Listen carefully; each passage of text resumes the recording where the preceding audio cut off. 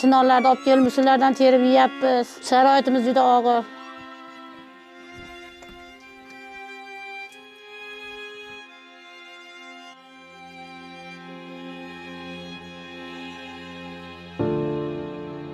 İnsanlar yordamlari bilan mana shu ko'rib turgan 2 xona uylaring to'liq bitdi va uyni qurib bergandan keyin uyga mana kerakli jihozlarni qo'ldan kelgancha olib berildi.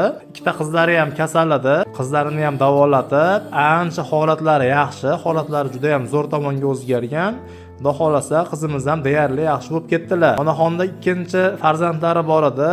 U qizlarini bundalaridan operatsiya bo'ldi. Bu qizlarning ham ahvollari yaxshi. Qizlarimni davolatdi ikkalasini ham. Operatsiya, qizimni ham davolatdilar Onaxonda.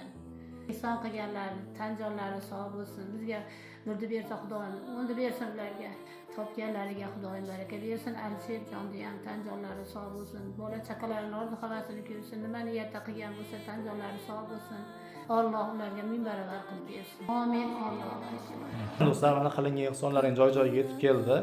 Xolamizning ikkita qizlarini davolatdi. Mana sog'liqlari ancha yaxshi. Bu qizimiz kam gapiradilar. Shuning uchun ularga onalari gapirib, chiroyli qilib ikkita katta-katta xona qilib, jihozlarni ham to'ldirib, ularga qilib berdik qo'ldan kelgancha.